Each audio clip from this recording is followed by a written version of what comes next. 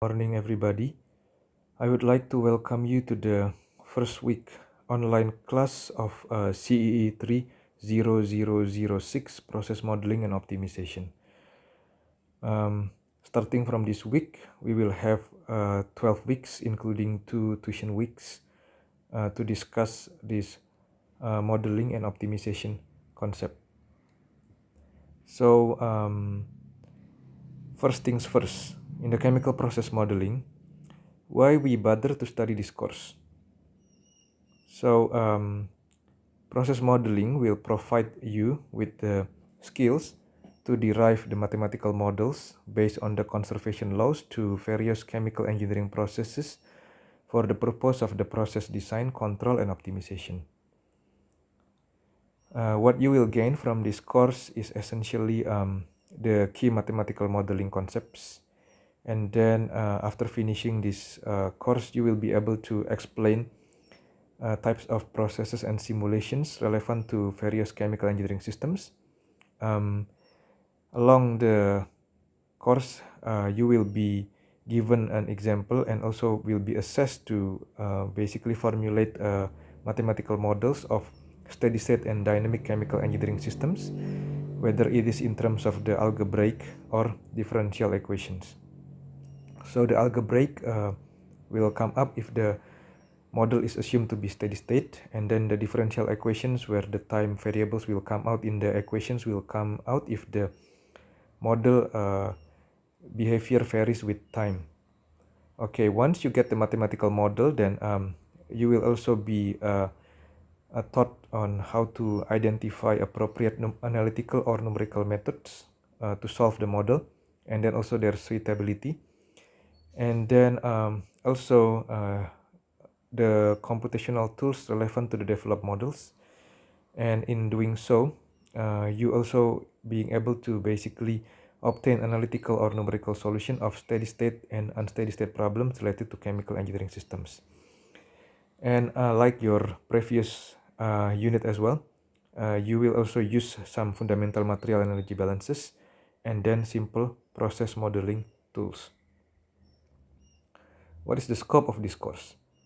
So the scope of this course will be on the concepts of modeling of chemical engineering systems, especially the different types of models.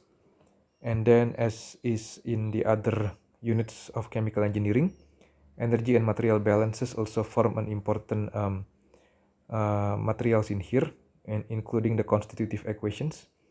And then in here we will also discuss steady and transient systems, distributed Lamp parameter systems, and then the numerical solutions for Lamp and distributed parameter systems, as well as the model simulation, model verification, calibration, and validations. And throughout the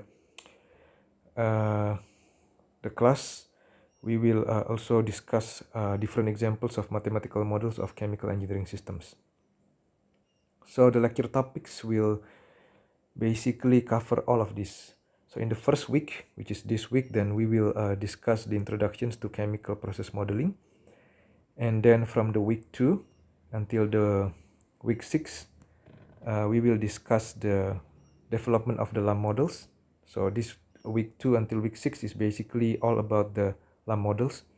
On the week 2, we will discuss the development of the LAM models, and then we will divide the steady state simulation of LAM model into 2 weeks.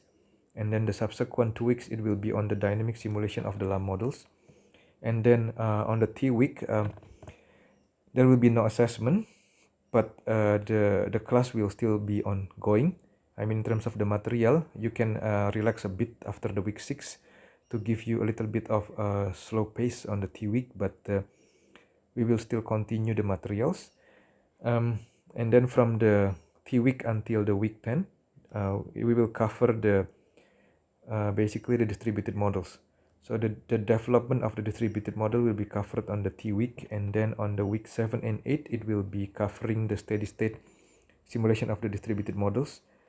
And then week 9 and week 10, we will cover the dynamic simulation of the distributed systems. Then on the week 11, we will go and overview about the process optimizations This is we will go through these things a little bit because this is material to be given in the process modeling and optimizations, but we will not dwell into the details on the process optimizations. And then on the week 12, it will be covering the parameter estimations and the review of the unit, basically. Okay. So in here, basically, what is needs to be emphasized is that we will divide this one into the lump first and then into the distributed models, and in between those lump and distributed models, it will be divided into the steady state and the dynamic simulations. And we will be using the lecture notes of the Bernd Nielsens from the Lund Institute of Technology. Lectures and tutorial timetables, it will be covering every week is 3-hour lectures, but since this one is running on the online mode, so there will be a video and then there will be a drop-in sessions every week to basically communicate with you to make sure that everything is going okay. And if there is any problem, any doubts and everything, then it will also be covered in the drop-in session, and you are always welcome to contact me at any time if you have any questions. And there will be a tutorial video as well. The tutorial will be on the Aspen HYSYS, whereas the lecture in here will be dominated by the MATLAB, and the tutorial will only start on the second week of the unit. Assessment details. So assessments are the thing that most of you will be interested, basically. So there will be 2 individual tests. So there will be a take-home test 1 and take-home test 2 on the week 4 and week 10. These 2 tests will cover 15% each. Okay, and then there will be a project, and this process modeling and optimization unit is basically assessment-based unit, meaning that 70 like major portions, or in here is 70% of the weightage is coming from the MATLAB project and Aspen HYSYS project. So it is very important for you to choose your group properly, because in doing the 2 projects, you will be doing it within the group, so you have to cooperate well with your group mates. Okay, and then the first project on the MATLAB, it will account for 30% of your final score, whereas the Aspen HYSYS project, it will account for 40%. Okay, and in the MATLAB projects, it's basically you will be given a code, an example of a code, and then that example of the code, you have to basically decipher how the code is working, and then there will be a part where you basically ask to analyze the results from that model to vary the parameters that you are able to vary, and then basically find another example using the same algorithm or the principles for the code that you are given.